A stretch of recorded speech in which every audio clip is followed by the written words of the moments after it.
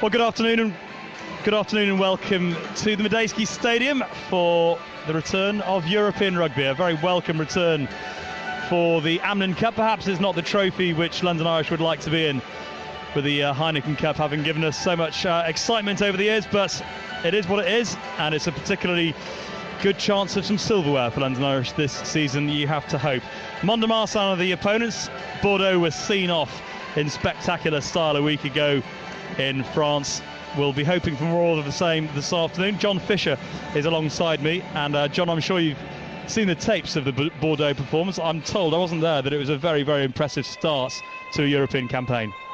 Yeah, no, it was a good performance. I think it was important, after the week before to back that up, and I think we have an opportunity today to have 3 wins on the bounce, and it should give us great momentum going back into the Premiership.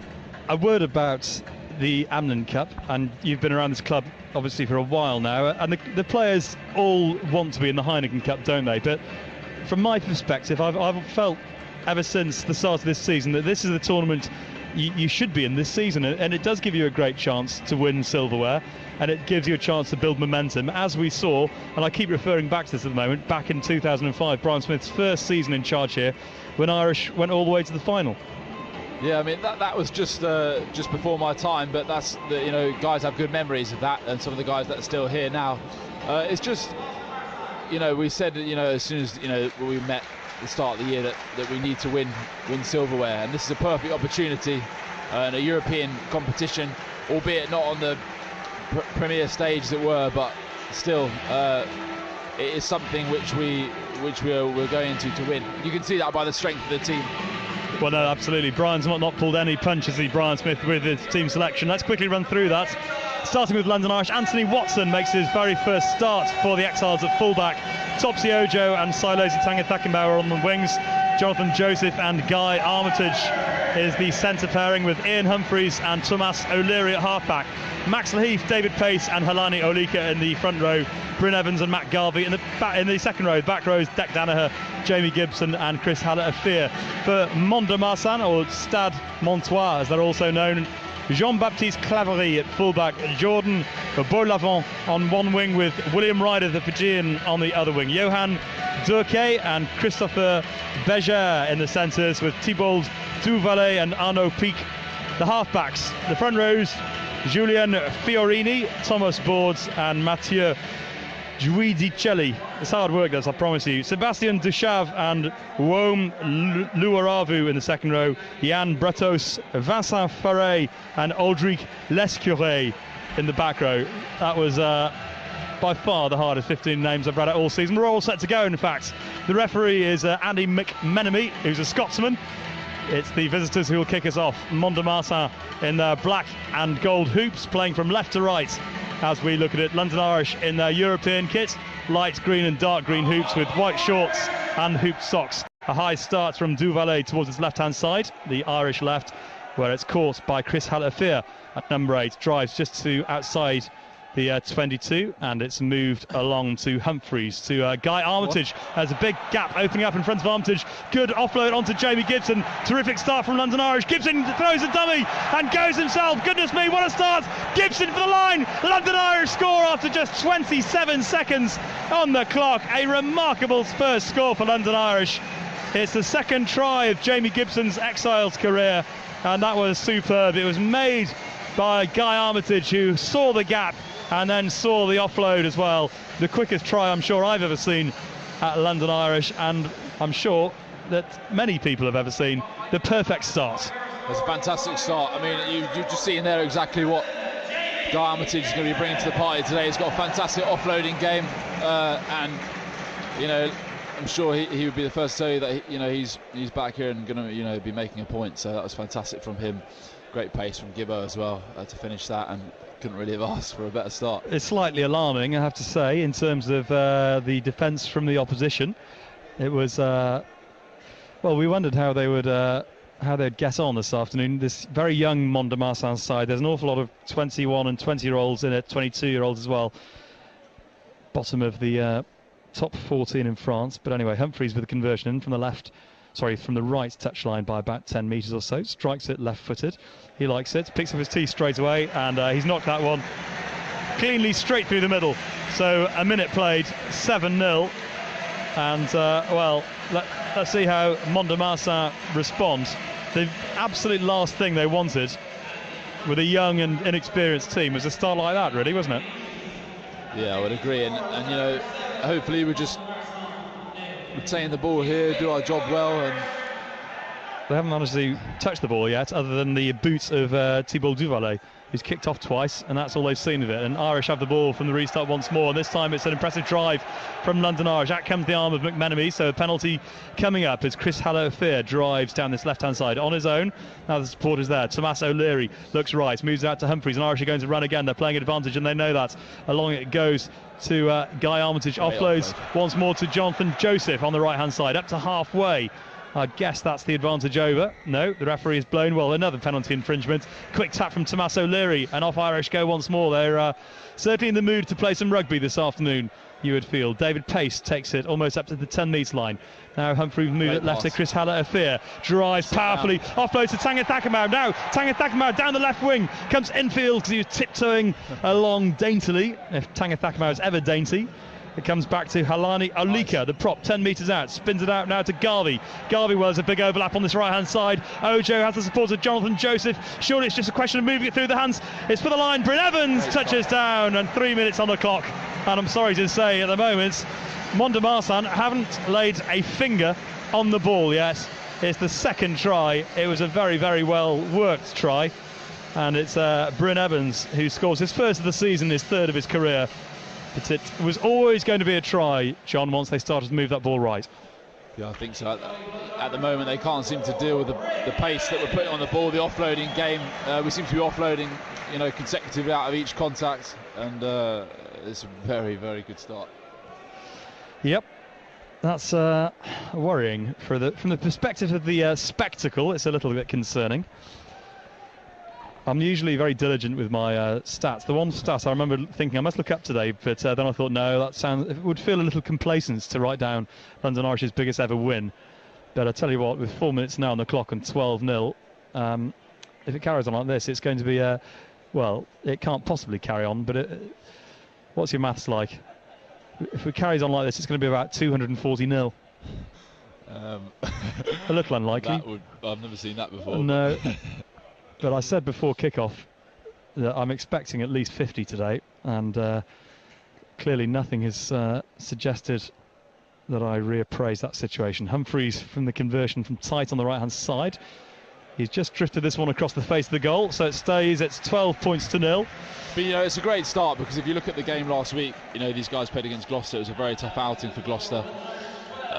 They made it very, very ugly for them, and this is just a very impressive start. I think, you know, you need to be professional, and we're doing, you know, we are scoring the tries, but we've taken the kickoffs well, the passes them into hand. It's just a very workman-like start. Off we go once more to Bryn Evans on the left-hand side, and it's better chase this time from Mont de Marsan, putting a bit of pressure on the catcher, but it's Haller-Fear who's controlling, and the maul rumbles forward once more. If I was a Mont de Marsan player, I'd try and keep it away from Chris Haller-Fear.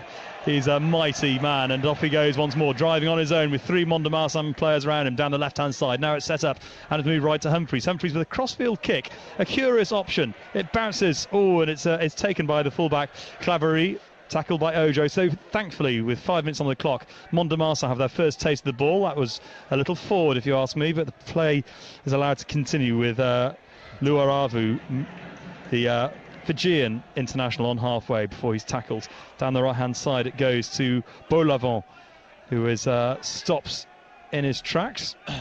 Forward they come once more. The number 8, Aldrich Lescure, takes it into contact on the Irish 10-metre line. The scrum half Peak looks down, and again that looked a shade forward, and the referee agrees this time. It was one of those short passes which are very hard for the referees to pick up, but he did well there, Andy McMenemy. You wouldn't be surprised to know that he was a Scotsman with that fine shock of red hair that he's got. I was going to say, it looks as though Tom Holm is refereeing. I used to, Ben Ryan, the England Sevens coach, I'm sure you know, has done a lot of commentary over the years, and one of his favourite games in the car to and from away trips was naming his all-time ginger sporting teams. Oh, really? Yeah, I think Homer would be in every he's got to be ginger rugby team at the moment. Ben Ryan obviously would coach it. I reckon Mr. McMenemy would be refereeing it. Anyway, off we go once more. Tomas O'Leary will set the first scrum of the afternoon on the Irish 10-metre line, and down it goes. And a huge pile of players to disentangle themselves and set the scrum once more. It went down on Max Leheif's side. He's up against Julien Fiorini, the captain, the Mont de Marsan captain, formerly of Bayonne and Toulouse. I've got that completely wrong. He's on the other side of the scrum, so just pretend I never had that discussion. It's Mathieu Giudicelli, 22-year-old prop, on the side of Max Leheif. Leheif's form is improving as the season went on. I thought he had a slightly shaky start, but that's purely from the very high standards that he set last season, as it's a decent scrum from Mont de Marsan, putting Irish under a bit of trouble, and O'Leary falls on the ball and concedes the penalty for not releasing. Was that a good scrum from Mont de Marsan? It was. It's frustrating. I feel like we had dominance there, and we had an opportunity to move that ball away. It's tough though. Sometimes, the ball can be kept in for just that bit too long, and as a number 8, it is your bread and butter. But it's a very tricky thing to do. Somewhat underrated skill, I would say. It was a decent hit, wasn't it, from Irish first up at the scrum? Yeah. But anyway, first chance of some points for Mont de Marsan, and Thibault Duvalet, who used to play at Bordeaux, has a chance to get some points with 8 minutes on the clock. Into this right touchline by 10, and he strikes it, and it's a good... Oh, just curls it round. I think I might have glanced the left post on the way through, but it does go through, and you'd be very relieved, wouldn't you, for a Mont de Marsan player? I think you would. In every game that you play, it's always a matter of time. You're hoping before you get the first points on the board, but hopefully kick and gather here, we can launch another attack. Humphreys gets us going.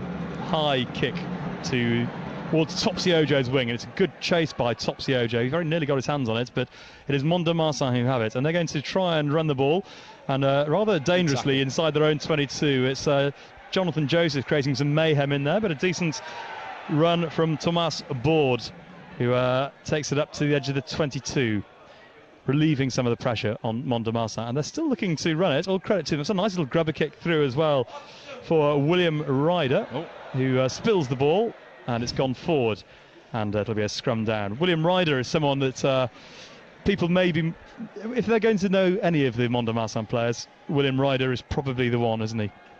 Yeah, very much so. He's much feared runner with the ball in the 7 circuit. I'm not entirely sure what the stories are. I've heard a lot of rumours about this guy, and I'm not entirely sure why he's not playing consistently on the 7 circuit. Might have to dive a bit deeper into find out about that, but I think if we score a couple more tries and we wrap up the result, I think it might be quite enjoyable to see him get the ball in a bit of space. Yeah, I've heard he's quite something to watch, isn't he, as a 7s player. He played some rugby over in Japan as well. Toyota the Blitz was the name of his team. So it's funny how some of these really good players, Fijian players especially, do turn up at some of the lower league or the lower placed French sides. Over the years, we've seen Thao Thao playing down at Agen against London Irish, as a penalty is conceded by Mont de Marsan this time at the scrum. He was banned for a while, wasn't he, when he was there? He was, yeah.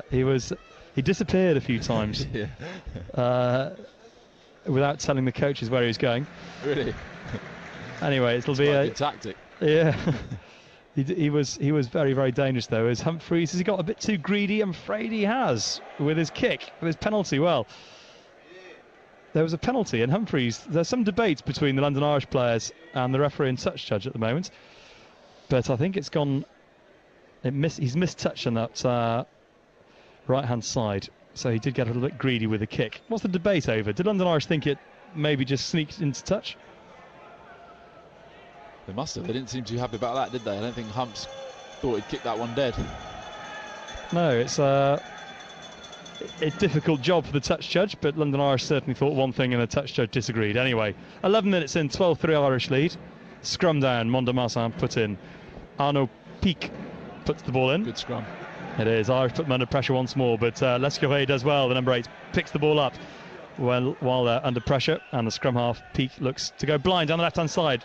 Nice little chip through as well, and London Irish have to be alert here. Tomas O'Leary goes back to gather. Let's go. Gets it on to Anthony Watson, and Watson clears long. That's a good kick from Anthony Watson. That's absolutely terrific. It's bounced out inside the Mont de Marsan 22. Not entirely sure whether he meant to do that. You know what? I'm going to go with you on that one. I think we'll say that. I thought it would have been far too uncharitable of me not to have said that, but I'll allow you to say it. Off the side of his boot. He will claim, of course, that he was intending to slice that one and bounce it into touch. If he did, it was about as good a bit of skill that you'll ever see. Yeah, that's true. But it's worked out. You can debate that one with him later. It's a very good touch for Irish to try and put some pressure on Mont de Marsan, but they do well through Sébastien Deschave, their second row, who wins the line out, and it's Lescure who brings it forward. Again, they're looking to run from deep. Eventually, the fullback Claverie, almost behind his own try line, clears the ball, and Watson gathers, and Watson's going to have a run. He's got Topsy Ojo in support, spins the pass out to Tagicakibau, and Tagicakibau on the left wing swerves and offloads well, but then the ball is spilt by the captain, Declan Danaher. The fullback Claverie picks up and regains possession onto Duvalet, and Duvalet kicks into space. Well, there's a lot of space as well, and this could work out for, well, there's an unfortunate bounce of the ball, in fact, for William Ryder, and your wish was almost granted there, John. If that had bounced another way, Ryder would have been in. I did get a little bit excited there, to be honest. Actually, I was fearing for Anthony Watson there. I don't think he'd live that down if he succumbed to the William Ryder step. No, it was just for a moment looking a bit concerning. He's bulked up a lot, hasn't he, Anthony Watson? I haven't seen a lot of him. Well, in the past we've seen glimpses of him in matches for London Irish coming off the bench, but in fact making his debut when he's just 17. But he's definitely bulked up, hasn't he? Yeah, I think, you know, with someone who's got his agility and speed, that's never going to be the issue. Just the way the game is now with the physicality and stuff, and, you know, for him to play at the level where he wants to get, and where I'm pretty sure that he will get, he just needs to be that bit bigger, I'd say. He's very quick, is what I'm told. He's very quick, yeah. I mean, there are rumours that I've caught him several times. Is that right? Yeah. But I'll take your word for it. Don't tell anyone else. It's a scrum down. In fact, it's a penalty. Apologies. Mont de Marsan getting the penalty from the scrum, and they go for the posts, as you'd expect. I don't think it's bad for London Irish at all for Mont de Marsan to get a couple of penalties and get themselves back into this game, because having scored 2 tries in 3 minutes, there was a danger that it could all become a little bit farcical. I mean, it has fizzled out. You'd say once we kick off again, I think we need to regain some sort of field position and, you know, launch another assault. But it's good, you know, we need tests. You know, although this is a game now which we would expect with the, you know, the position we are in the game to win. There's guys out here, and there's guys on the bench as well who will want to be coming on and proving a point. So Duvalet strikes it. He's it's a good kick from Duvalet. The way he picked up the tee, it's gone through. It's just sneaked over, and it must have been 45 metres out, that one. But the way he picked up the tee, he seemed to be somewhat disconsolate, and it didn't seem to be the best strike anyway. But it wobbled and it swerved and it went over the bar, and that's all that matters. And 12-6. So London Irish with a 6-point lead. But hopefully that will just shake off perhaps a little bit of the complacency, as a good restart was almost caught by Jonathan Joseph, who chased very, very well. But it went forward, and they'll go back for the scrum and the knock-on. And you would really never worry too much about that. You'd always rather see Jonathan Joseph or Topsy Ojo chase those. If they knock a couple on, if they catch 1 or 2, you're happy enough with the returns. Yeah, I think so. And I mean, you know, with a team that are so dangerous with ball in hand, you know, we want to get the ball back at every opportunity. So, you know, with the kickers that we've got, we're privileged that we can get the ball back in those situations, or even try to, at least. I think it just puts pressure again on a team. You know, a lot of teams do that now. There's no point just kicking long and, you know, waiting to be given the ball back. There's an opportunity there if you've got the skill set to go and get the ball back as and when you want it. So, what do you make of the on to more serious matters, the Jonathan Joseph Mohican then? personally, I tend to go for a more relaxed, natural look. Yeah. But I gather that it's very much in fashion at the moment, especially along this back line. I don't think it'd suit you, I'll be honest. Why not? We'll see, you never know. I don't think it'd carry it off. Here come Mont de Marsan as they move the ball left at pace to Ryder once more, who goes for the chip ahead. Watson's across there to gather, though, and so all they've done there is concede possession, really, as O'Leary gets onto Humphreys. Oh, lovely dummy from Humphreys. Accelerates through a gap before he's brought down, but he's spotted and gets the offload away to Topsy Ojo, just outside the 22. Irish move it left along the line once more. Max Leaf in midfield, and just maybe at that point you just want Leaf to dip his head and drive forward and go for it. Yeah, as they move it left to Tagicakibau. Tagicakibau just keeps the ball infield before he's bundled into touch. Guy Armitage is there on hand to tidy the ball up and set it up for O'Leary to Humphreys one more. Lovely line, this time from the prop. Halani Aulika driving forward off the boot of David Pace. It wasn't a knock on, but it has been cleared. And well, this is London Irish just needs to be a bit alert here. Anthony Watson's going back, Jamie Gibson's going back too, but Claverie chased it really well, the Mont de Marsan fullback, and Gibson has done really very well, because he had 3 Mont de Marsan players around him. If he can set this ball up successfully, London Irish owe the flanker a bit of gratitude there. They will get it clear. It's Tomás O'Leary back at in the standoff position, clears well, finds touch midway between the 22 and the halfway line. Believe me, as a forward, when you run back 40 metres, you'd very much like to look up and see that ball's been kicked out. Yeah, he's blowing quite hard, isn't he, Jamie Gibson, at the moment? But Anthony Watson just needs to be a little bit alert there, doesn't he? He wasn't, well, having just talked about how quick he was, he was jogging back, really, wasn't he? Yeah. I don't think that was out of choice. No, he also is blowing quite hard at the moment, as the line-out is won well. The Mont de Marsan line has functioned well so far this afternoon. They trail by 12 points to 6. The Frenchman, 18 minutes played here at the Moates Stadium. And it's the Mont de Marsan forwards now who can enjoy some possession as the maul edges down their right-hand side and up towards the 22. And really, after the first 3 minutes, Mont de Marsan have played much better, as along the line it goes to Boulavant, the right winger. In midfield is brought down on the 10-metre line. Recycled quickly for the scrum half Peak. He looked right, then decided to go left, then offloads. It's gone backwards. The referee says so, play on, as Beauvalon was there to support and taken into contact once more. Peak looks around Duvalet, throws a long pass out into the centre to Bégère, onto the hooker, who then bats the ball on with his hand. Bordes, the hooker, but it's gone rather obviously forward off Bord's hand, and it will be a scrum down. It'll be a London Irish put in. I'm presuming the man seated behind us, John, is some sort of coach from Mont de Marsan, because he's either that or he's just a very excitable Frenchman. He's doing a lot of shouting. I presume he's shouting instructions somewhere. I'm a bit too scared to turn around, actually. So he's very angry about something, isn't he? But I did sneak a peek, and he has some sort of earpiece in, so I think it's safe to say he's not just some sort of raving Frenchman. He is a coach, which I'm quite relieved about. But what do you make of it so far then, John? After that 12 points in 3 minutes, London Irish have gone off the boil a bit. I think it's just stuttered. There's been a few stray kicks. I think we've tried to force the offload, perhaps, in positions where if we held on, I think we get more change, the next phase. It's just reached a bit of a lull, hasn't it, really? I think the sooner we can score another try, the better. And then we can just compound their misery, I hope. Yeah, I think that's... You want to see the backs of the ball in hand, don't you, really, on a day like today? Because twice we've seen them do just that, and they've just sliced their way through the defence of the French side. But yeah, the signs are there that Mont de Marsan can at least up front cope. Yeah, cope with London Irish. It's tough. I mean, speaking from experience, you playing in games like this where you start very well, and it can get a bit frantic. You want to score again, you want to score more, but we have just been forcing the offload a bit. If we do the basics well, I'm sure we'll get reward. That's a great scrum. Yeah, that was a good scrum, and Halani Aulika picked the ball up and drove forward over halfway, set it up, and it's Bryn Evans acting as scrum half to Ian Humphreys. Big gap for Humphreys to swerve his way through. Nice bit of work by the fly half. O'Leary goes down the blind side to Topsy Ojo. Ojo just edges forward another few metres before it's set up once more. Pace gets it. Pace tackled well by Bretos. Jan Bretus, and now it's Humphreys who moves it left to Jonathan Joseph. That's a nice ball from him out to Declan Danaher.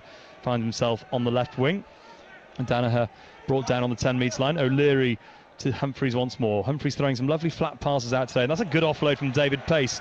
Pace gets onto Lahif onto Aulika. The front row linking up like they're playing sevens rugby there. The ball then spilt, but London Irish still have it. Jamie Gibson, it's a good line by Armitage. Armitage keeps the ball alive to Topsy Ojo. Irish to within 5 metres excuse me, of the Mont de Marsan try line. O'Leary now moves it left to Humphreys, and they're offside Stade Montois, so the referee McMenemy playing London Irish advantage. They will want more certainly here as Humphreys gets it out to Hala Afir. Hala Afir is going to go himself as he always looking for the offload. There it is, Ian Humphreys for the line, and he scores. Ian Humphreys gets his first try in London Irish colours here at the Medeski Stadium, and once more when London Irish have the ball in hand, they look very, very dangerous.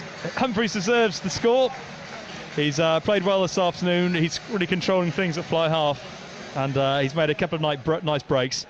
17-6, Irish lead here.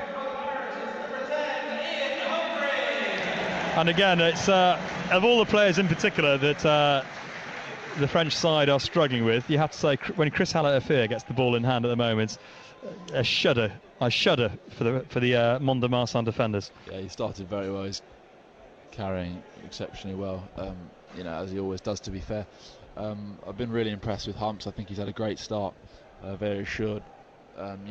Everyone knows that he can control games, but he's making some fantastic breaks. I've been very impressed by the offloading ability of the front row. Well, that was incredible, wasn't it? We didn't, and we need to reflect on that. Lahif, Pace and Aulika. Well, Max has actually spent the last week telling me about this missed pass that he threw out in France last weekend, and it actually got to the point where I thought I have to see this for myself. So I went and watched it on the video, and was it good? Disbelief. Well, it was actually a perfect pass.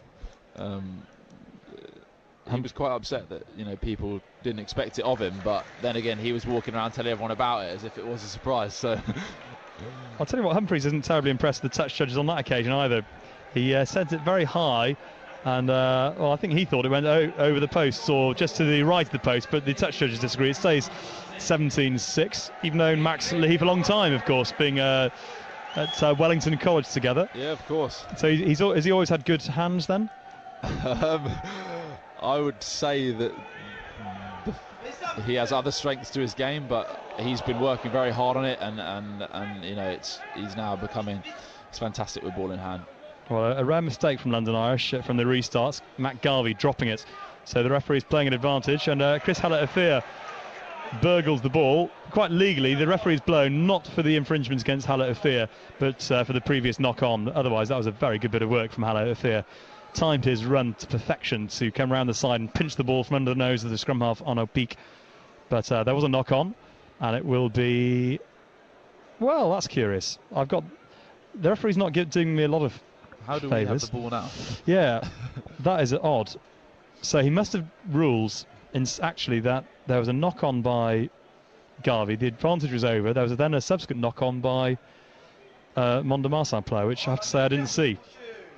Hey-ho.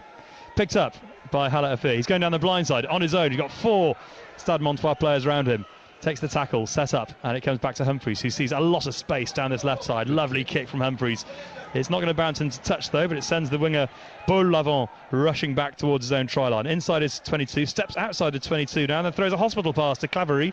The fullback will not thank him one little bit for that. Claverie receives 3 London Irish tacklers at the same time, but he's done well to set it up, and it should come back. Yeah. Clearly his radio connection, the French coach behind us, isn't working now because he's having to resort to whistling to try and get the attention of these coaches down on the touchline. But Mont de Marsan will come away with it on the edge of the 22 once more. 17-6 Irish lead, 24 minutes played here.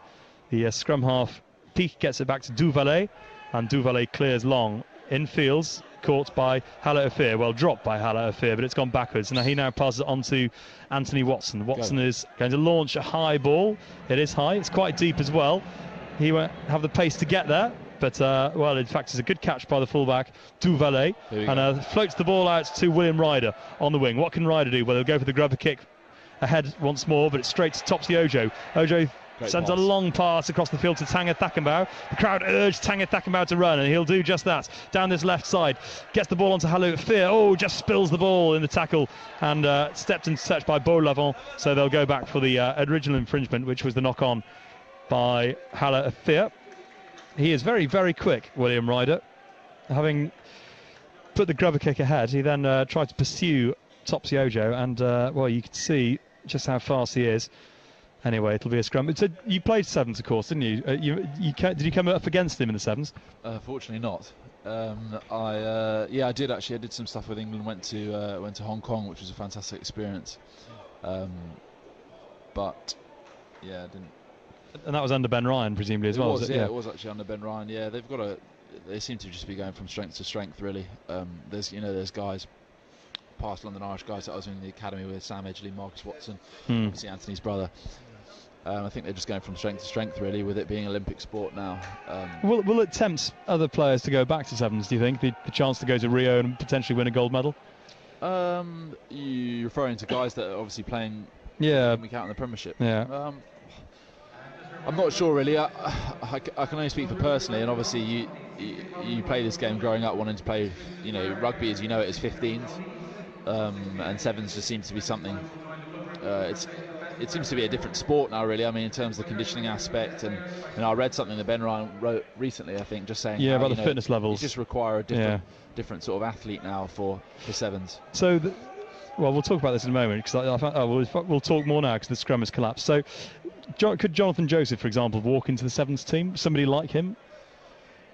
I would say it'd be very hard not to pick someone like that. What I'm getting at is when Rio comes around, will they pick the sevens team who's been playing loyally for the last 4 or 5 years? So will they decide, right, we want Jonathan Joseph? I don't know, we want David Strettle. Do you see what I mean? Will they pick? No, I see what you're saying. I think it'll be a very interesting situation, because you will have guys who have sort of been mastering their art, and sevens is a different game. There's different tactics and different things you need to be good at. I think it would be very interesting if they decided to then suddenly pull in people.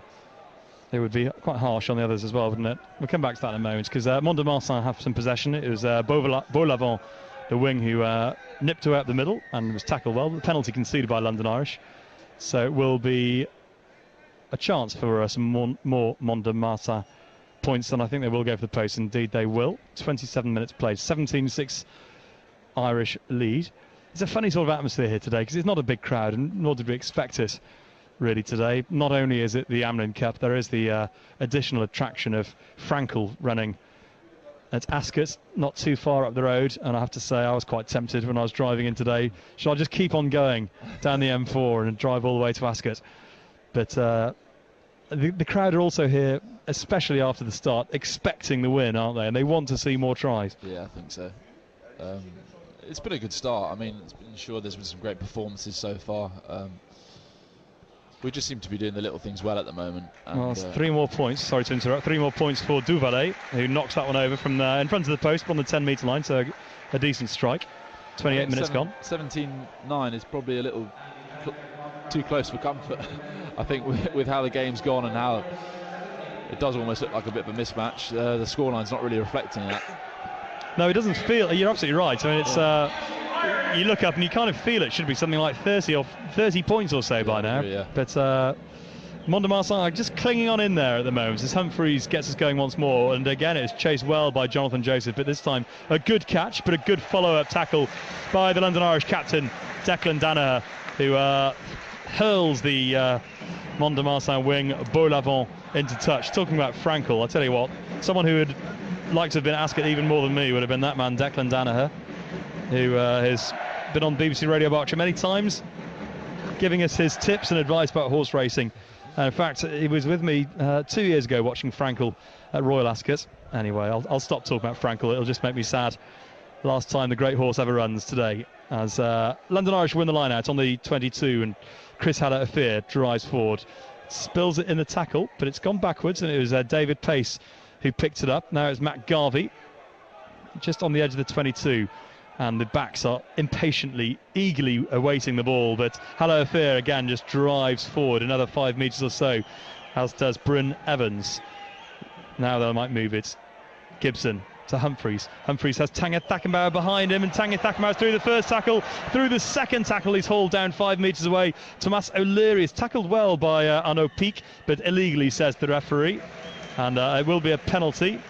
In fact, he's going back to a prior infringement.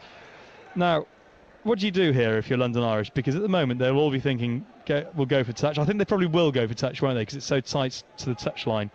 But I'm thinking back to a couple of games in the Heineken Cup down at Llanelli, maybe. A couple of games where they looked won, and Irish went for the 4th try in the bonus points, and they ended up losing it. I'm not suggesting they're going to lose this one, but I just wonder if it would have been good practice to go for the posts. I guess this one, John, came down to the fact it was tight on the touchline, so you're always going to take the line out there. Yeah, and I think the driving rule, especially going forward, is one of our strengths since the season began. So yeah, the forwards will be hoping to go over here. Gibson's won the line, and so here's the danger for Mont de Marsan. Can they defend this maul? It's been set well now. 10 metres out, Mont de Marsan have nudged them back a little bit, just while Irish try to regroup and get all the bodies in the right places, which they have done now. And it's been controlled by Halani Aulika, and it's marching towards the try line. Aulika breaks now, and over he goes for his 4th try of the season. The man is unstoppable. He's a try machine. Halani Aulika secures the bonus points for London Irish with half an hour played, 31 minutes to be precise. So in hindsight, that was the right decision. It definitely. Only a fool would have suggested otherwise. 22-9, and Aulika nudges himself out in front ahead of Topsy Ojo and Jonathan Joseph as the top scorer of the season for London Irish. I said after his first try, maybe his second try, to put him in the lead as top scorer, that I doubted he'd be there at the end of the season, but 4 tries in from a prop. Sorry, that's a pretty good going, isn't it? 4 tries and 8 appearances. I think he definitely knows where the try line is. They probably, all of his tries have total metres of about 6. But he did that well, didn't he? I'd take him. How many do you have for Irish? Not sure, not a memorable number anyway. Is it more or less than 0? You have scored for the Irish. I have, actually. Hang on, I'm going to have to check in the programme. Where's the programme? There's a few out there who haven't scored. Max Laheath still waiting for his first try for London Irish. Matt Garvey with just 1 to his name. Jamie Gibson just 1. That's a good conversion. Well, 2 now, of course. Gibson's got a second today. Good conversion from Humphreys. 24-9 Irish lead with 7 minutes to go before the break. It takes a bit of the pressure off in terms of, well, there wasn't a great deal of pressure really, but you know what I mean in terms of you've still got to win the game, but the bonus points secured now, and this group may well come down to bonus points. I've just got that feeling with Gloucester and London Irish, it's going to be pretty much, you'd imagine, a 2-horse race now. Yeah. Bonus points are important. Yeah, I would like to see. It's a great take from Matt Garvey at the kick-off. Onto Halani Aulika, the try scorer, who goes motoring forward, gets the ball onto Topsy Ojo. You can't take your eyes off this game for long. Danaher gets onto Humphreys, they're sweeping left up to halfway. Guy Armitage still going, brought down on the 22. Thomas O'Leary now fires it right. This is a quick ball for Irish. Humphreys throws a wide ball out to Topsy Ojo. Ojo looping around towards Bryn Evans, gets the pass on.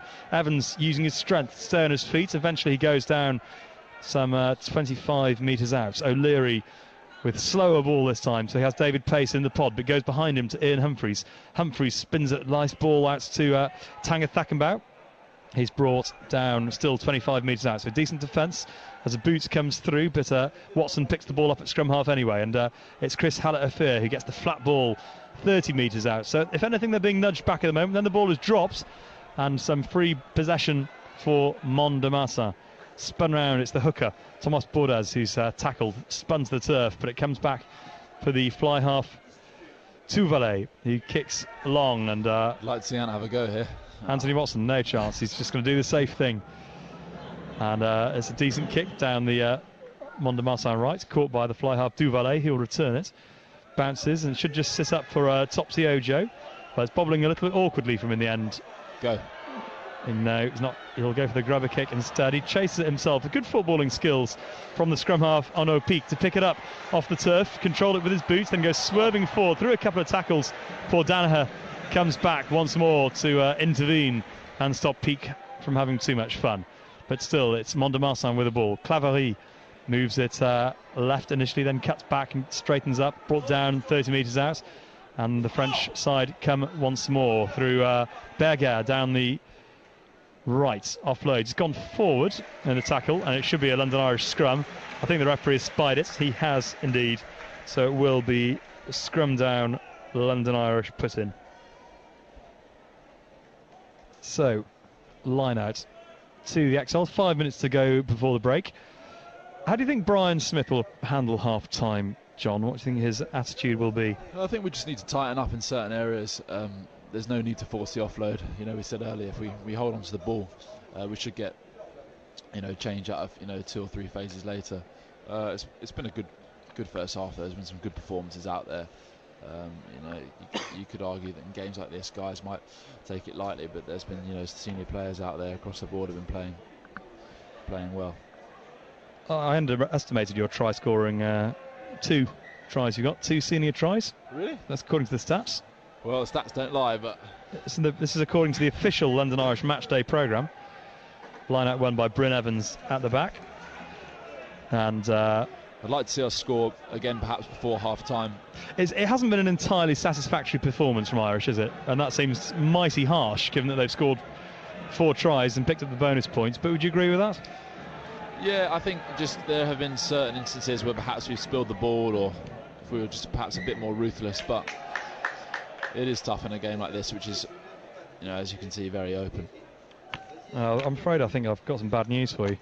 I think there's so many columns on this table. I think my finger traced it across incorrectly. Oh dear, yeah. I was looking at Bryn Evans' statistics. 2 tries from Bryn Evans. That's 2 tries. Forged. 3 today. He got another one, didn't he, today? Oh, he did as well. So he's up to 3. John Fisher played how many?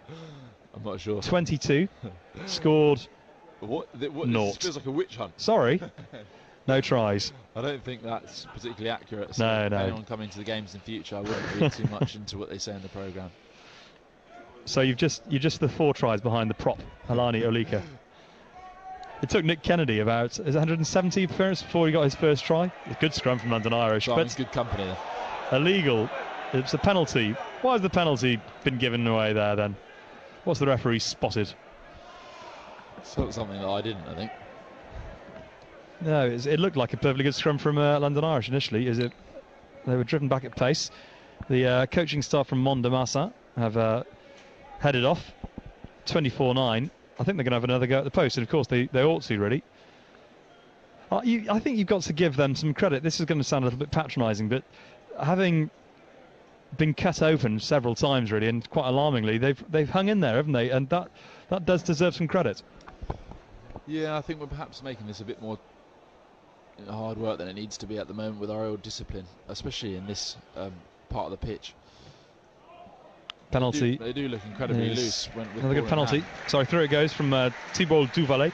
No, they do. Their line-out is probably their best aspect of their game in this first half. That they've carried the ball relatively well, haven't they? Up front, relatively well. Yep. But London Irish just need another score before half-time would be good. It's just 12 points in it, despite the 4 tries from Irish. Thanks to those 4 penalties from Duvalet. Well, this time Jonathan Joseph does get there first. He'd been threatening to, but he knocks the ball back, and unfortunately for Irish, it's gone to a Mont de Marsan hand. Cleared by Duque this time. Picked up by Halani on his own 10-metre line. Has the support of Anthony Watson, who goes galloping forward. He's tackled just short of the Mont de Marsan 10-metre line, but at the breakdown, well, in fact, there was a knock-on by a Mont de Marsan hand. They appeared to have turned the ball over at the breakdown initially, but there was a knock-on. So it'll be a scrum down, and it'll be an Irish put-in. Yeah, do you think Brian Smith, will there be a temptation for him to not read the riot act exactly, but he might fire a few shots across the players' bows? Yeah, it's frustrating. I mean, I think in situations like this, you have to, have the players come into the change room, and I very much think that at half-time today it'll probably be player-led. The guys out there will know that it'll be frustrating for them, I think, at the moment. It's hard to sit here and say that there should be improvements when we scored, a good 24 points. But I think if we just tighten things up, and it's a cliche, but we just need to do the basics well, hold on to the ball, run hard, and it's our discipline really in this middle third. No, you're absolutely right. It is a day for doing the basics, isn't it? Because absolutely, when you do have the ball in the hands of the likes of Tagicakibau and Halani Aulika in particular, the defenders have looked very, very vulnerable. Anyway, it's a scrum down, and O'Leary gets the ball in, but the referee is blown once more. We're inside the last 30 seconds of this half, and the referee is calling over Max Lahif and Mathieu Giudicelli, the two props, to have a bit of a chat. What's happened to Max Lahif's hair then? It made, as a commentator, you like distinctive haircuts. He's very easy to spot. So why did you decide it had to go? I think he just felt he needed a change. It's knocked about 10 years off him, isn't it? He's looking quite cherubic these days. And I think for a prop, if props can ever be, it was quite an impressive hairdo. It was for a while. I can't imagine the headmaster of Wellington College would have allowed long hair like that. No, I think you might be right. I don't think he actually probably had a haircut since he left until the other night. Scrum down, Irish ball, and well, it's how it appears. Well, again done well to Humphreys. Humphreys onto Guy Armitage. Good strength from Guy Armitage to offload onto Gibson. Gibson into the 22 before he's tackled. Lost the ball in contact though, just a little tiny knock on, which the referee spotted.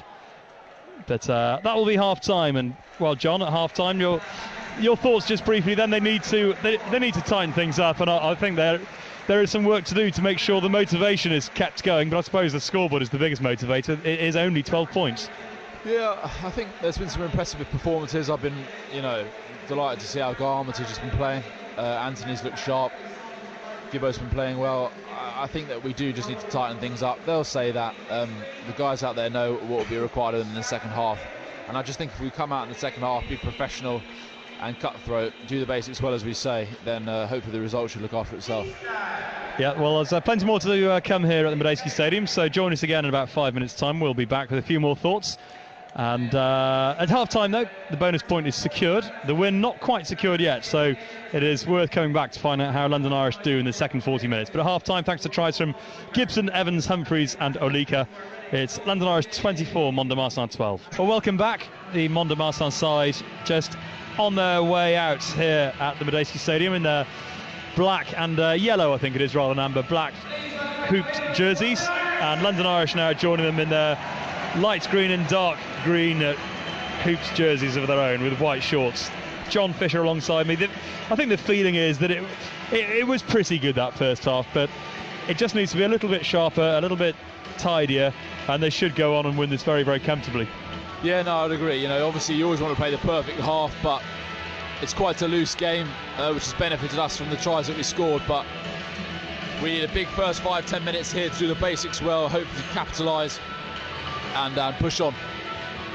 Just looking around, I can't see any changes for London Irish, and that, I suppose, is very much an indication that the game isn't won yet, is it, by any means?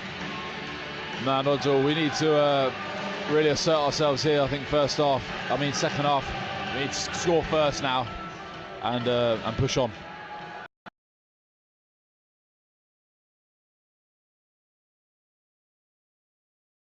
The referee, Andy McMenemy, will get us going once more. And it's a short, high kick from Humphreys. Good restart. Gibson under it to take that quite easily.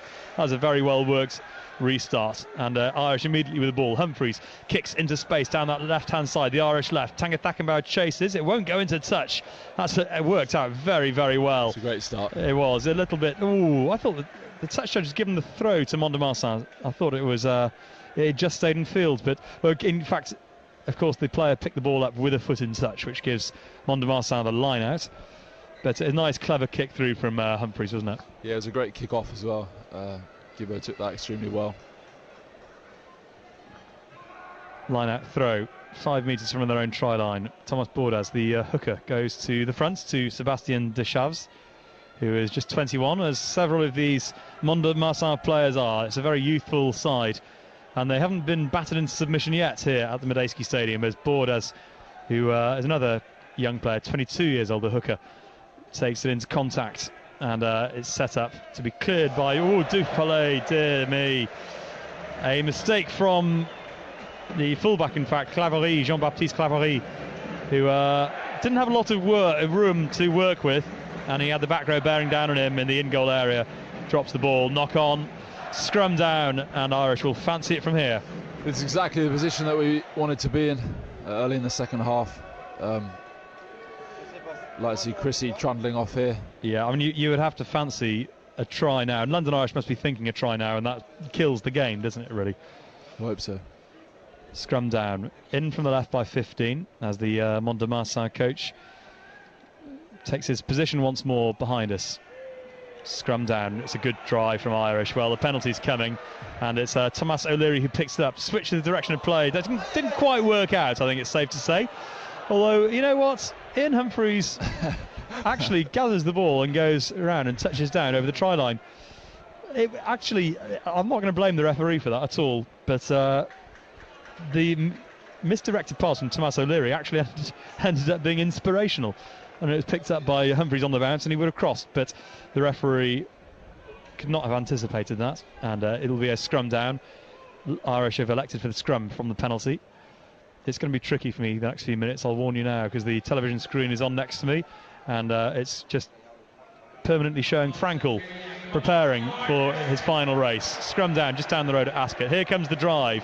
Chris Hallett-Afear again controls at number 8. Now he picks the ball up and has a drive himself. Hallett-Afear for the line, just held up short. O'Leary, though, gets quick ball, goes short to Halani Aulika. Oh, nearly his 5th try. He drops the ball, though. It's been knocked on and it's hacked clear by Mont de Marsan. And it'll be a line out just outside the 22. And Aulika must have fancied his chances for his 5th try of the season. He came close there, didn't he? I actually thought that he was going to score that one. I think he did. I think everyone thought he was over. But the Mont de Marsan coach, my very limited basic French, at least understands enough that he felt they should run the ball rather than kick the ball. Yeah. Jou, he was shouting, yeah.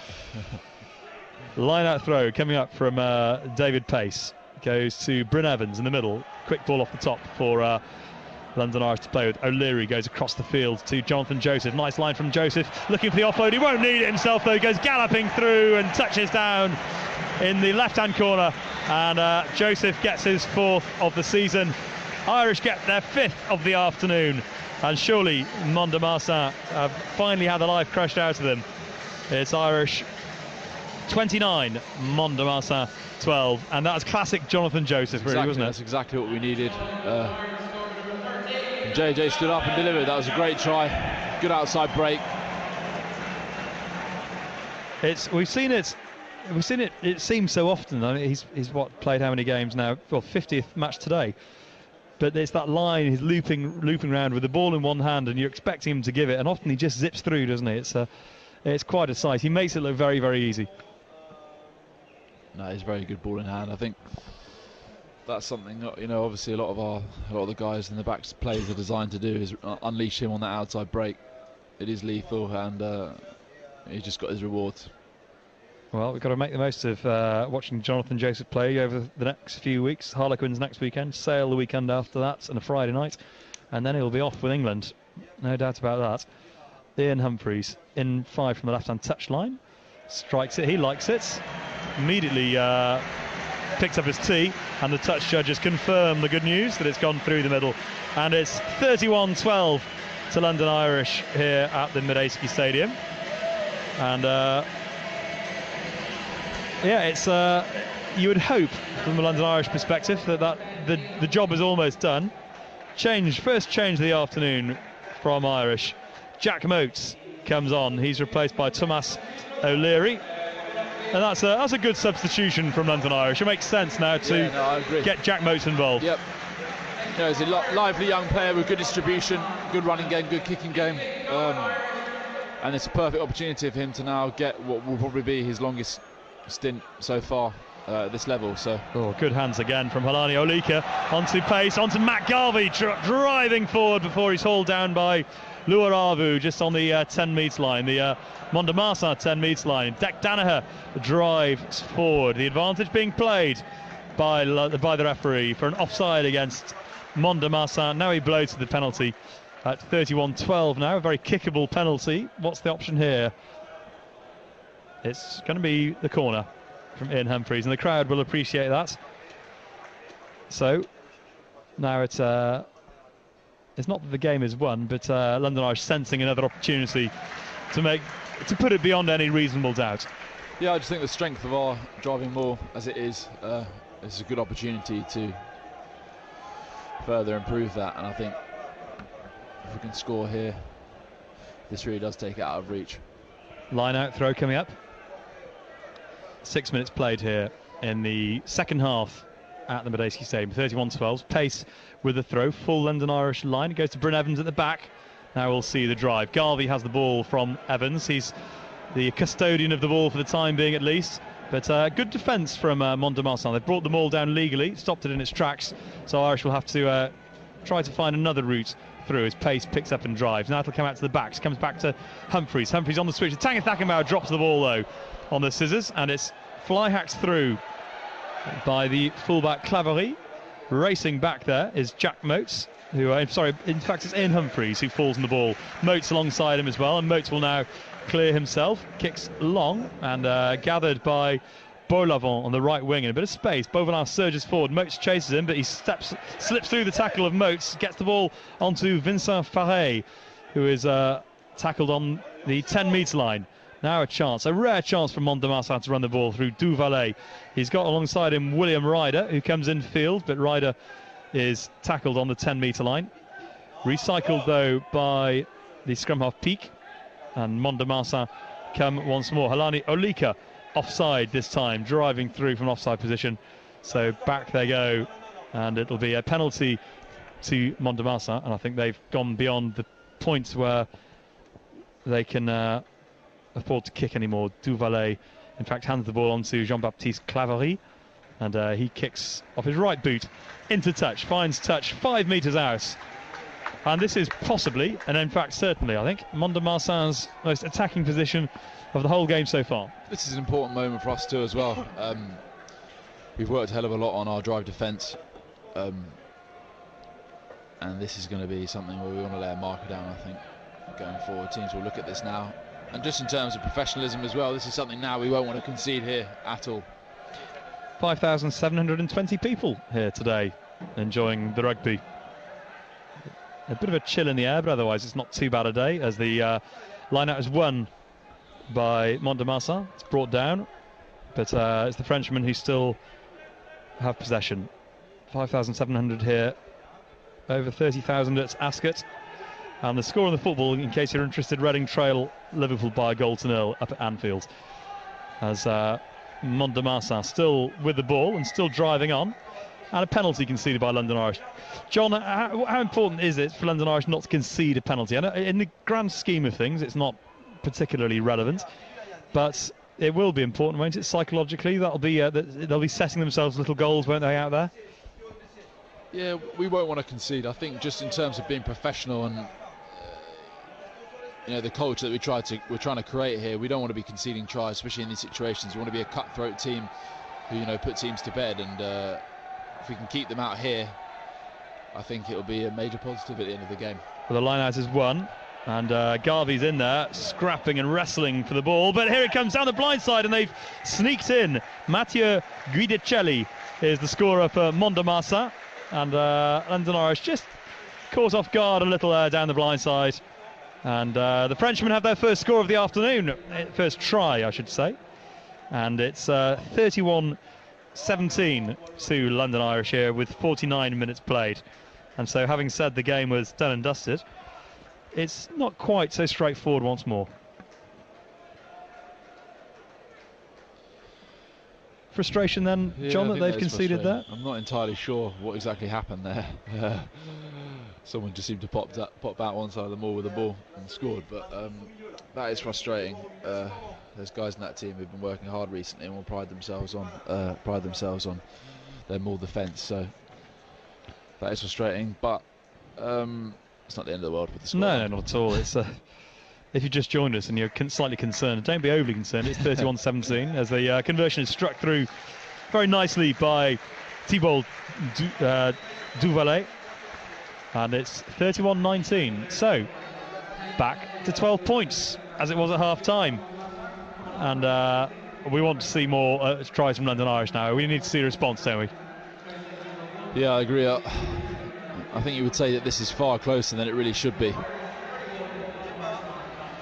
Oh, it's a good take down this left-hand side. The Faré, the flanker, receives the kick-off, calls it beautifully and found some space as well, and is driven straight back at London Irish, up and over the 10-metre line. It's set up so they're about 25 metres out, and again, the spirit of this Mont de Marsan side is to be applauded as Lescure drives forward. Now it comes back, and there's numbers on this right-hand side as well, and a bit of space. Oh, it's picked off by Tagicakibau, though. Intercepted by Tagicakibau. Has he got the pace? Has he got the legs? Across comes Beau Lavant to make the tackle, but he can't do it. And Tagicakibau gets through. It was a bit of a mismatch in terms of size between Beau Lavant and Tagicakibau, and the Samoan crosses into the corner to make it 36-19, and a good response, just what we were asking for. Yeah, I think we needed that. That was getting a little bit tight. Lossie shows his class, and it's a good finish. Still had a lot to do there, I think, once he intercepted that pass, but it's a great finish. I think we're ringing some changes now. It's good to see Scott Lawson back from a bit of a calf issue. Yep, off goes Max Leahy. And Leo as well, actually. Yep, so the whole front row is being changed. So Lawson, Yanu Yanotawa and Leo Halavatau come on for Leahy, Pace and Aulika. And a very warm round of applause for the front row, who have all three played very, very well today. Yeah, I think as a unit across the board, really, in terms of their set piece and their ball carrying defensively, they have been impressive today. Frankel in fourth at the moment in the race at Ascot. Humphreys lines up the conversion in from the left by 5 metres. The greatest racehorse of all time running in Berkshire this afternoon. Humphreys with a conversion just wide of the post this time, so it stays 36-19. Number 3, Frankel. That's what all the attention is on at Ascot as they come around and into the closing straight. But 36-19. You're on your own now, John. I warned you this might happen. I'm hopelessly distracted by what's going on at Ascot. Duvalet will get us going once more. Left-footed kick, high kick towards the left touch line where Tagicakibau, the try scorer, gathers. Well, here goes Frankel now. He's bursting clear of the field as we expected and hoped would happen with 2 furlongs to go. It comes back to Ian Humphreys. It's getting complicated, I know, talking about 2 sports at once, as Jonathan Joseph clears and finds touch, and Frankel, I can tell you, has won by a length, maybe 2 lengths at Ascot, and that is the end of one of the all-time great sporting spectacles in Berkshire. That was a wonderful career from Frankel, if that is, as is almost certainly the case, the end of him. Unbeaten, greatest racehorse of all time, a legend at Ascot, and that's a fantastic bit of sporting drama at Ascot. 36-19, the throw is overthrown and picked up by Dak Danaher at the back of the line. Still lots of time here, still 25 minutes to go for London Irish to keep going. There's a long clearance from Ian Humphreys. And back, well, in fact, it's going to go all the way dead, and there's a degree of misfortune there from Ian Humphreys. He's cleared that from only just outside his own 22, and it's bounced dead, and they will go all the way back for the scrum. I suppose that's a legacy of, well, he's got a huge boot on him anyway, isn't he, Ian Humphreys? But this pitch sometimes, it's hard, isn't it? Which is great for running attractive rugby, but sometimes can be the downfall of the kickers. Yeah, I mean, we were saying before the game, it is such a privilege to have a pitch that's in this condition, but unfortunately sometimes it can work against you with long kicks and the bounce of the ball. Scrum down then. In fact, it's on the 22. That's where the kick was from. So to give you an idea, I mean, that kick's flown, what, 75 metres or so to go dead. As Mont de Marsan make a change. Alexandre Duvesi comes on. And who has he replaced? I'll give you a number in a moment when he turns around. Come on, turn around. Let me see your number. No, he's disappeared. Well, he's come on anyway. And he's gone into fly half, so I presume it's... no, it's not Duvalet. The fly half hasn't gone off. He's moved around to the right-hand side. It's the fullback. Yeah, it's Claverie, the fullback. He's gone. Looks as though they're preparing to bring Kieran Lowe on as well, which I'm looking forward to. Kieran Lowe's very highly rated, isn't he? Yeah, it's exciting young prospect, to be honest, and just physically he's impressive, and he's a nickname for himself. He calls himself the tackler because he seems to come on off the bench and make more tackles than everyone who's been in the whole game. So it's a self-proclaimed nickname. Toby Booth used to rave about him, what a good player he was. As Mont de Marsan attack, moving it left along the 22 really, and eventually goes to Ryder, who really hasn't had enough ball at all today, as the ball is spilt and Topsy Ojo fly hacks through. It's picked up by Victor Paquet, the prop, who comes on and then chips through rather surprisingly. A big wide ball thrown up by Anthony Watson, which was almost intercepted, picked off, but Humphreys did well to hold on to it, and Tagicakibau is doing well to gallop his way, much like Frankel, down that left wing. Good work from the Samoan once more, who, well, the tighter the Mont de Marsan players get, the more ferocious that the likes of Tagicakibau must look to them. Humphreys spins the ball out to Danaher. Danaher to Ojo. Ojo infield to Anthony Watson with some space. Watson for the corner. Oh, wonderful tackle, but he gets back up and he touches down in the corner. And on his first senior start for London Irish, Anthony Watson gets what will surely be the first of many, many tries for London Irish. Over in the corner, Watson the scorer. Irish 41, Mont de Marsan 19.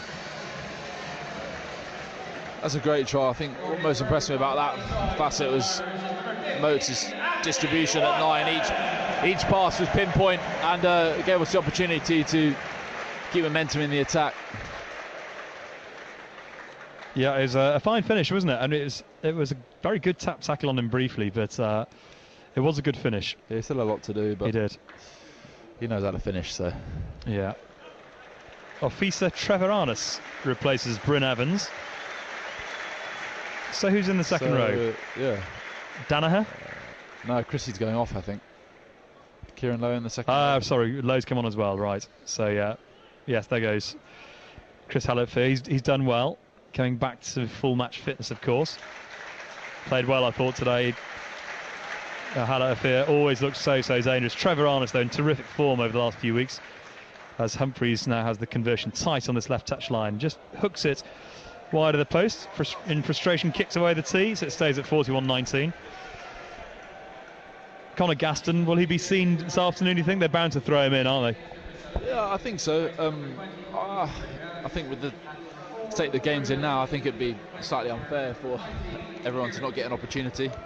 I mean, Stevie Shingler's played a lot of rugby recently, so I'm not entirely sure whether they'll feel the need to bring him on. No, he'd be the candidate to have a rest this afternoon, especially with Anthony playing so well at fullback. The only option, well, he would, I suppose, Ian Humphreys might make way from it fly half, but it'd be good to see Conor Gaston. I've heard again good things about him. James Sanford was up here in the commentary 2 weeks ago, and he was speaking in glowing terms about his compatriot from Northern Ireland, Conor Gaston. Up goes the kick from Jack Moates, chased by Gibson. And well, it's been spilt by the fullback Duvalet, who's moved to that position now, but it's gone backwards, so it's still Mont de Marsan who have possession. Kicked through by Duvesi, and Watson just watches it bobble into touch. Good kick through by Duvesi. It'll be a line-out throw to Irish, just outside their 22 on the right-hand side. So how would you approach this if you're out on the pitch at the moment, John, in terms of making sure that nothing drops off in terms of levels of energy and intensity? Well, I think the changes that have been made are good. There's guys who are coming on who their game is specifically about intensity.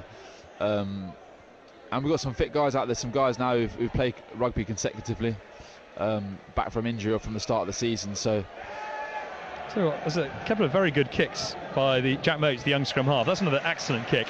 Taken by Topsy Ojo. Ojo offloads. Danaher galloping forward to the 10-metre line. Numbers on the left-hand side now. If they can move, it's a good chance here for London Irish. Good hands. Oh, it was nearly Jonathan Joseph who picked out the perfect line, but Humphreys' pass was, well, he just wasn't able to hold on to it. Moates on a sniping little run, but he's brought down inside the 22. Still 20 minutes to go here. 41-19 Irish lead, and they are still playing as if they want more. Picked up by Lawson. Lawson to Humphreys, to Gibson. Gibson was picked off well, though, by Luaru.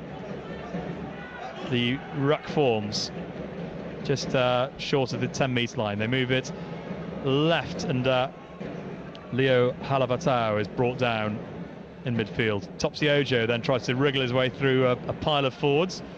Gets nowhere, but it's recycled quickly to Ian Humphreys. Nice dummy from Humphreys, away he goes, offloads Topsy Ojo. Ojo under the posts, and between them again they made it look very, very simple. But I'll tell you what, that was a very nice bit of play from Ian Humphreys. It's a very quick hands from the Irishman, and it was very easy from there on in for Topsy Ojo. Yeah, I think Ian Humphreys has been awesome today. His all-round game, kicking, distribution, but what's been most impressive is his attacking. He's set up a hell of a lot of tries today, created stuff for himself and for other people, and it's been a very assured performance. No, he's been very, very good, Ian Humphreys. He's made a big difference, hasn't he, to London Irish since he's arrived from Northern Ireland. It's a fantastic signing. Yeah, I think he surprised me with just how good a player he's turned out to be so far. I know it's very early days. Yep. And I've obviously seen him play for Leicester over the years and for Ulster. He looked like a good signing, but he's turning out to be a very good signing, isn't he? No, I would agree. He has that experience. He has that obviously Irish grounding, and you know, he's come here wanting to be a part of a successful team. Obviously, he's been, you know, a part of very successful teams in the past, and he's brought invaluable experience. You know, with some guys that are perhaps younger, you know, and Stevie Shingler and Shane still as well. He's very, very calming influence. Puts you in the right parts of the pitch. That's the last we'll see of him this afternoon. He knocks over the conversion bank at 48-19, and then he's been replaced by Steve Shingler, and Tagicakibau also goes off. So Conor Gaston has come on to the left wing. So a debut for another Northern Irishman, Conor Gaston, as Duvalet kicks us off, and it's caught cleanly this time by Matt Garvey inside his own 22. Moates gets it back to Shingler, and Shingler clears long down the middle of the pitch. It'll be caught by Duvalet, who will return. In fact, he'll run it back at London Irish. He's going to try down the left-hand side. He offloads onto William Ryder, who's immediately tackled by Jonathan Joseph. Irish throwing numbers into the breakdown, and in at the side, says the referee. That seemed a little bit harsh, unless it's on Jamie Gibson, was not on the other side of the ruck from where we are, but Irish seem to have numbers there. So Gaston, tell me about him. He's big, I hear. Yeah, he's a good player. He's physically, he's impressive. Going forward, he's going to be a threat. To be honest, I've not seen too much of him rugby-wise. I mean, he scored against Nottingham, I think, pre-season. Right. I think he scored. But no, it should be a good opportunity for him, and there isn't really a better game or situation really to come on when you're new to a club. What's the next target for Irish? 50 points, I suppose. Do players worry about that? Not worry about it, but would that be on the register? It'd be nice to score 50? Not necessarily. I think that we just need to just grind out another good performance towards the end of this game. It's still quite a lot of rugby to play, I think, in this game, and I'd just like to see some of the guys who have come on, put in the performances that I know they can. Yeah, and it is a great opportunity as Victor Paquet, replacement prop for Mont de Marsan, loops round the front and tries to edge his way through on this left-hand side for Mont de Marsan. Then it goes infield. The scrum half peak moves it along, and it's a good tackle from Trevor Arnott, I think it was, who made the hit and has turned the ball over as well. Lawson, acting as scrum half, spins it out, and here's Guy Armitage. Guy Armitage with a lovely offload to Jonathan Joseph. Here is Conor Gaston. Conor Gaston infields, and that will surely be another try from London Irish. There's the pass for Shingler for the line. In fact, Jack Moates, I think, is finally on the end of that move, and Moates it is. He crosses for his first score in London Irish colours in his 6th appearance. And well, we wanted to see some of the young players, and there they were, all combining. Nice break from Conor Gaston. He did the right thing, didn't he? Get the ball in field. Exactly. And then it was relatively straight. Anthony Watson as well. Good start.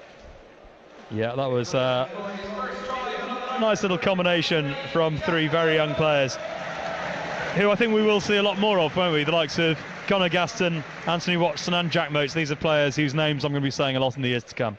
Yeah, hopefully that they're great talents, but also, you know, those 3 guys, they work hard.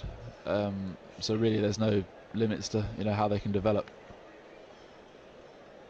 Moates, who was on loan at London Welsh for a bit of last season, someone else that the coaching staff here talk about has a great potential for the future. as Shingler now lines this one up in front of the post. 53-19. So I'm afraid the second half is rather unravelled. Shingler knocks it over from under the post for Mont de Marsan. 1, 2, 3, 5 tries now conceded in this second period, and it's going to be quite a tough last 15 minutes for the Frenchman now, isn't it? Yeah, I mean, I'm just looking at the time left, and it's quite a long way to go. Yeah, it's quite a lot of rugby still to be played. And yeah, it's going to take an enormous amount of pride from them and courage to pick themselves up and to keep going. Oh, the ball dropped by Officer Treviranus and then picked up by Garvey in front of him, so offside. A penalty for Mont de Marsan, and they will gladly receive any handouts like that, won't they? Anything which just takes a bit of the pressure off their own try line.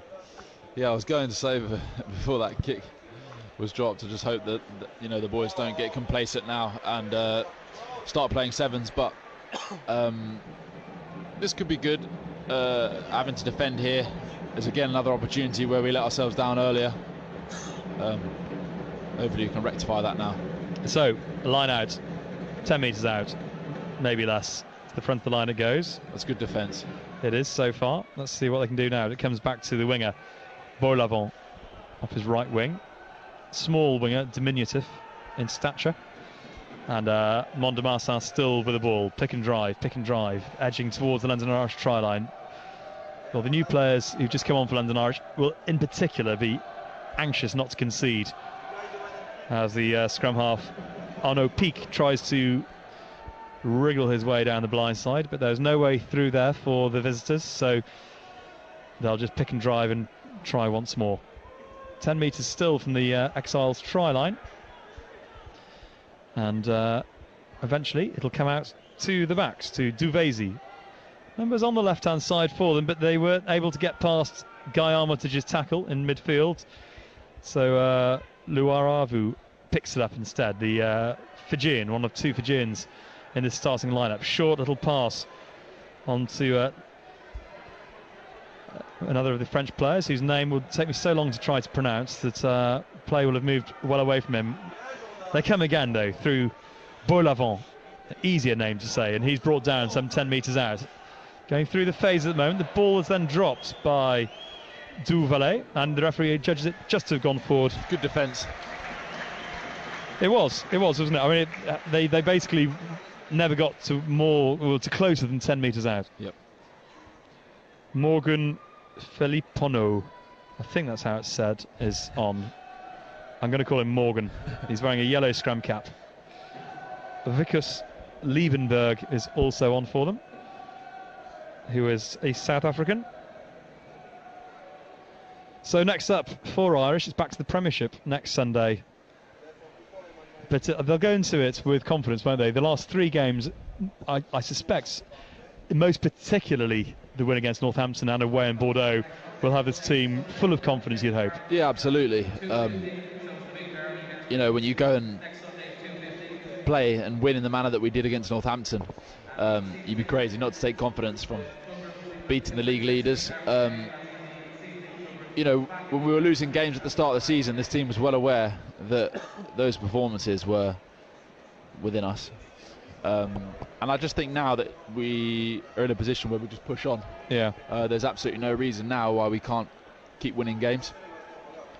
They're going to be tough games, and with no disrespect to our opponents today, the next few weeks pose, greater challenges. But,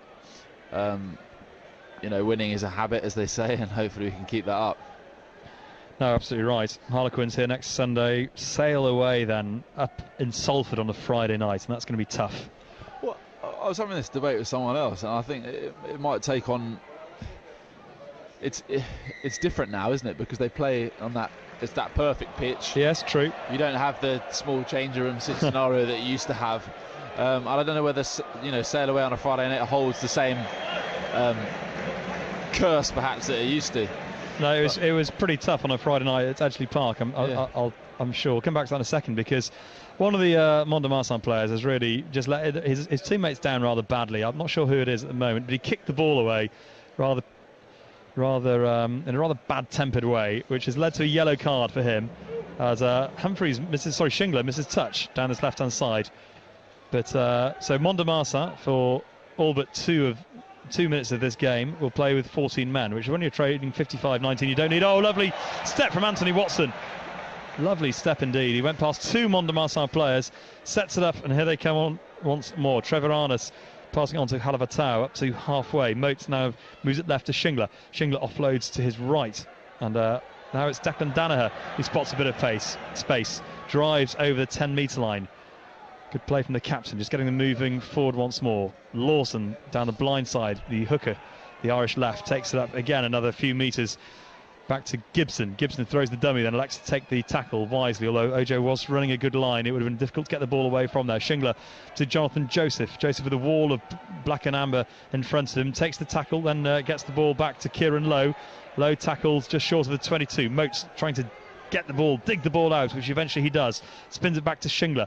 Shingler with a good flat ball to Trevor Arness, but Garvey it is now, takes it on. Garvey steps up and over the 22. Oh, penalty to Mont de Marsan this time. Just that I was waiting to see it come London Irish's way, but it's against Jerry Yanu-Yanatawa, I think, was penalised off his feet at the ruck, and it'll be a penalty to Mont de Marsan. He's a very nice chap, isn't he, Jerry Yanu-Yanatawa? I had a chat with him. Very smiley. Yeah, I had a chat with him this week. He's enormous, isn't he, as well? He's a big guy. But very interesting to chat with him about Fijian rugby and this, that and everything. It was a great pleasure to speak to him. He's fitted in well, is he, at the club? Yeah, I think he's loving life. Moving over to London, I think he's enjoying himself. He's a good addition. I mean, he's a world-class prop. And it certainly is not going to hurt us having him around. And they're using him sensibly at the moment, aren't they? Because he's obviously played a long season. It's non-stop rugby for him, having played, been involved with the Brumbies down in Australia. Yeah, and that's good. I mean, you want to be at a club where the coaching staff look after the welfare of their players. While we can have that luxury to drip him in slowly, I think then they will. No, it does make sense, as the line-out, although it wasn't straight, London Irish get penalised with a free kick against them because they closed the gap. So Mont de Marsan, with 10 minutes left, have some more possession. 55-19, that's a nice line from the centre. Duque driving up and into the 22 and gets the ball away in the tackle as well. And London Irish with some defending to do here. They've driven all the way up almost to the Exiles try line. Mont de Marsan just a couple of inches out really at the moment. So work to be done. Out comes to the fly half Duvalet, and it's easy now really for Liebenberg to trot through and get Mont de Marsan's second try of the afternoon. It was a huge overlap on the left hand side. London Irish stretched and over goes Liebenberg. 10 minutes left on the clock.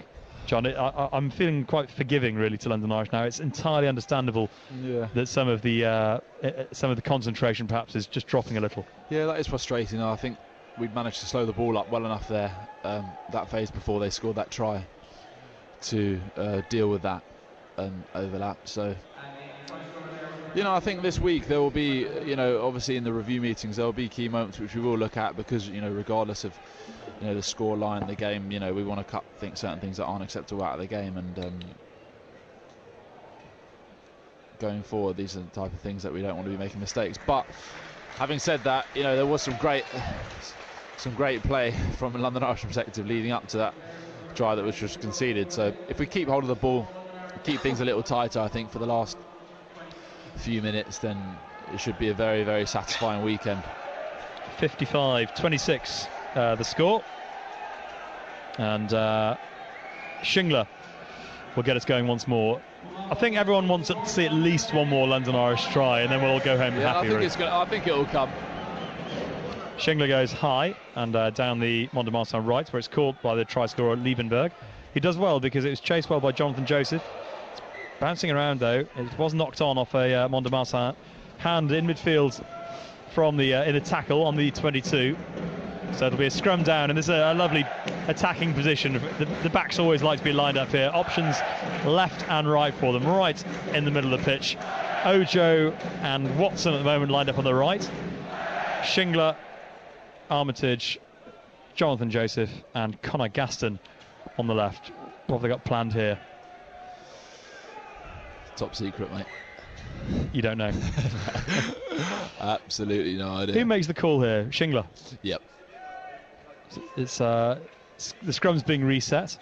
Although in this situation, you know, with Stevie just coming on, guys outside him may chip things in which they feel may be on. Which would then be Jonathan Joseph. He's doing a lot of chattering out there. He's probably saying, give me the ball, I want to score again. Some greedy. As all centres are, all good centres. Trevor Arness picks it up and runs himself, so the backs will I'm not sure not get it after all. I'm not sure if that was the play. I know, but he's done well though, isn't he? He's carried it some 10 metres or so. Gibson now picks up and drives on another couple of metres. Now Lawson, within 10 of the Mont de Marsan try line. And still Irish control the ball. Gibson forms a pod with Halavatau at the back, and it's picked up by the prop, the Tongan prop, who tries to drive it on. Now Moates moves it right to Shingler. Shingler dummies and switches it back to Moates. Moates a little bit isolated, but gets it to Anthony Watson. What's Watson going to do with it? Spots half a gap, slips through 2 tackles. He's got a very, very good sidestep and swerve. Drives up to within 5 metres of the Mont de Marsan try line. Surely it's coming. There's a huge overlap. Topsy Ojo will just glide through himself. And Ojo, well, there was no way the ball was going to go past Topsy Ojo. From there, his second try of the afternoon. It's London Irish 60, Mont de Marsan 26. And I'll tell you what, if Ojo hadn't scored then, there were 3 backs outside him who would not have been very happy. He had to score there, but I think he knew he was going to. It was a good build-up play there from the scrum. Good solid scrum. Good carry from Trev. 10th try of the afternoon for London Irish. Second for Topsy Ojo. Who else has scored? Gibson, Evans, Humphreys, Aulika, Jonathan Joseph, Tagicakibau, Watson, Moates, and 2 for Ojo, who's also been given the Man of the Match award, which I suppose is understandable. Who's been given that? Ojo. Has he? I think so. No, I'm joking. He's played very well. Well, there were plenty of candidates today, weren't there, for it? I think Humphreys. I thought you'd be the one choosing the. Oh, if only. Match. No, if only. Otherwise, I think they should change that. You'd get it every week, Sean. Shingler knocks through the conversion, and the scoreline now has a pleasingly palindromic look to it. 62-26. It's things like that. I like things like that. That's a little bit sad, I know, but 62-26. And one more try. Would that be greedy? Maybe. I'm happy with our lot now, I think.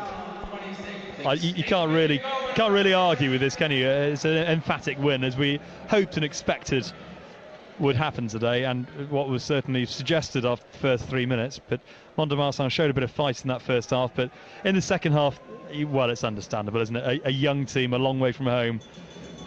They've just been ground down, and there's been some very good play from London Irish. Yeah, no, of course. I think, you know, if you could take one thing which we perhaps wouldn't be delighted about, is conceding 26 points, but I just think that's the nature of the beast, really, in a game where you score a lot of tries, it's going to be loose, and invariably you're going to concede 1 or 2. So, line-out throw coming up away on that far right-hand side on the 10-metre line, and it's won by Mont de Marsan. The tackle will be made. 4 minutes left here at the Moates Stadium. Poised over it, Bretus picks up and drives forward. Brought down on the 10-metre line though, so didn't really make much yardage there. Slow ball for Mont de Marsan. Taken on this time by, I think that's Laurent Magnaval, who's on. And again, it's Duvesi who works it down the blind side this time. A little grubber kick ahead, and it's bobbled into touch. That wasn't a bad kick through ahead by Duvesi, and Moates had to be alert to it, guarding that corner. Line-outs throw to London Irish on their own try line, and I think what would send us all home very happy if they ran the length of the field and scored from this line-out. Well, the throw is won by Gibson. Lawson onto Dec Danaher. Danaher ducks his head down and drives it forward another 2 or 3 metres. Now Shingler will surely clear the ball, which he does. Good kick. Yeah, it is, and it's a good chase from Topsy Ojo. He's all on the bounce of the ball here. It might work out this for Ojo. He flicks it back into the hands of Guy Armitage. Armitage, oh, it's surely a deliberate knock-on by William Ryder. Must be, yes it is. You'll never see a clearer deliberate knock-on, and that's gotta be a yellow card, isn't it, really? What's the point, really, with 2.5 minutes to go? But he certainly stopped to try there. Yeah, that's frustrating, really. I think he just spoiling the party there. He was, really. It was almost a fabulous try for Irish. And as soon as Shingler, oh, he has got the yellow card, yeah. As soon as Shingler kicked that, you said it was a good kick. It was perfect, wasn't it? And you just knew that Ryder was going to be in a spot of bother with Ojo hurtling down behind him. Yeah, to be honest, he obviously can't doubt his sevens ability, but I think today has probably perhaps showed why he belongs in the sevens stage. I think in terms of positioning and stuff, he's been caught napping at times, and I think you saw it clearly there. Oh, in fact, I think I was a little bit hasty with the awarding of the man of the match. I think they've now given it to Guy Armitage. So the big cheer for Topsy Ojo was possibly just, in fact, for his try.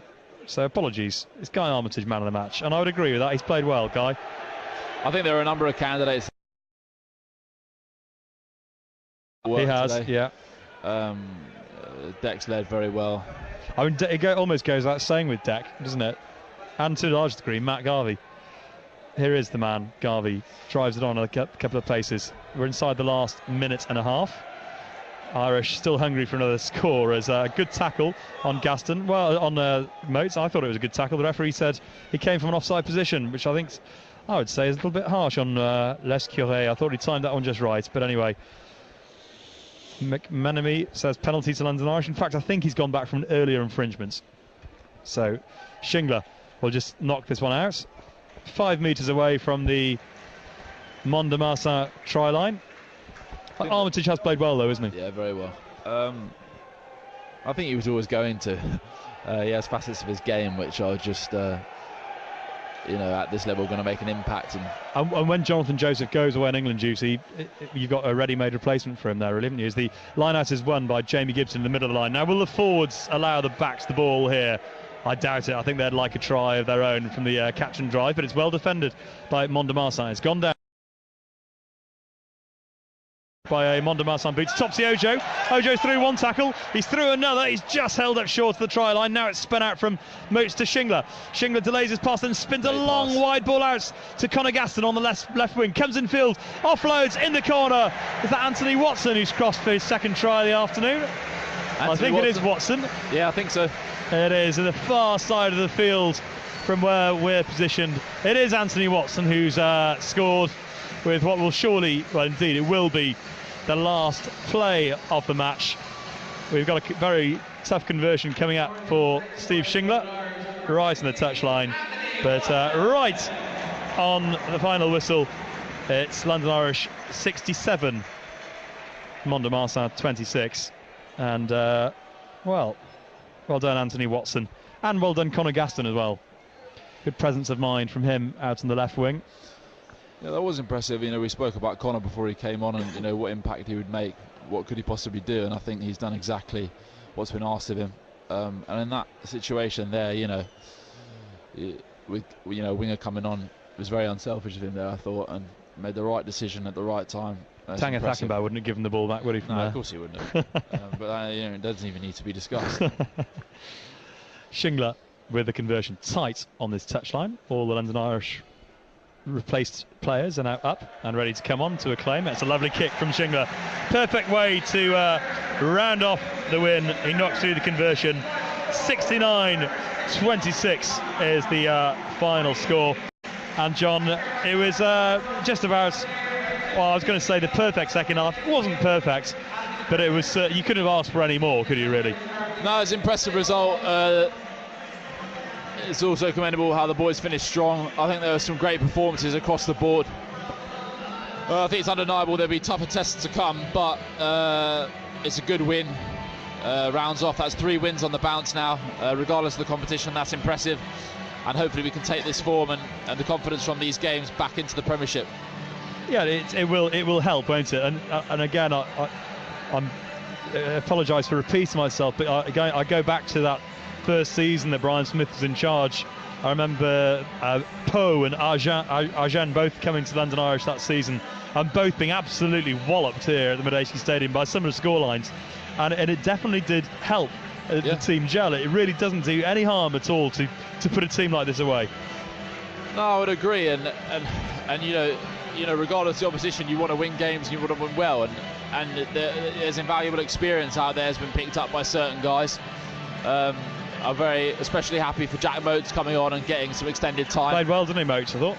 Yeah, I mean, someone behind, you know, a guy of Thomas O'Leary's stature is always going to be hard for a youngster, but in real terms, there's probably no one better to be playing, you know, behind as a young scrum half. And it's just a good performance. You know, the forwards played well, backs scored when they needed to, and I think it was a very professional performance. A tough afternoon for Mont de Marsan, currently bottom of the top 14. I think we probably, to a degree, could see why. But you know, you played two French sides now, and you've got 10 points. Gloucester on 9 points. And I said this earlier. There is a feeling that although clearly those two games in December, home and away against Gloucester, will decide this pool, it may come down to bonus points. I think there's a good chance that you'll exchange a win and a victory each, and a win and a defeat with Gloucester, in which case bonus points will be key. Yeah, and you know, you can only do what you can only do what's asked of you, and we've come away from 2 games now with 10 points, and that's fantastic. We've scored a lot of tries, we've scored some good tries, there's been some good performances, and you know, young guys who've got their opportunity. Guy Armitage, you know, especially today, has played fantastically well, and to an extent that's what that's about. A word about your own injury, John, before I let you go. What's the current prognosis? I think it's against Bath, wasn't it, where you came off the bench and then broke your arm, but how are things looking? Yeah, things are good. It's 4 months now post-op. Just went and had a small operation, had the arm fixed, and we'll be having another scan in a couple of weeks to see how the healing has gone on and if it has healed, and then I can begin the rehab process. So I'm probably looking returning to play for about 4 or 5 weeks from now. Not too bad then, is it? So not too bad at all, no. This side of Christmas you should be back. Oh yeah, of course. I'd hope to be playing early December, but we shall see. It's a very hard team to get into at the moment with these performances, so yeah, exciting times ahead really for this team and personally. Well, it's been a pleasure to have you alongside this afternoon. A quick word about Harlequins then next week. We know it's a huge task, but we've seen Northampton come unstuck here, and there's no reason really to think that Irish can't beat Quins. Absolutely. You know, let's be clear, it'll be a step up from today, but if we can put in a performance and play with the attacking threat like we have today, defend as well perhaps we did against Northampton, then we should hopefully be on the right side of the scoreline. It's a game which matters a great deal to London Irish supporters playing Harlequins. What about for the players? Does it have the same edge to it? Is it the game that you perhaps relish more than any other game in the season? I would say so. I mean, I think there's a lot of games now in this league which have a bit of bite, purely because of the history now in the league. But you know, you want to win.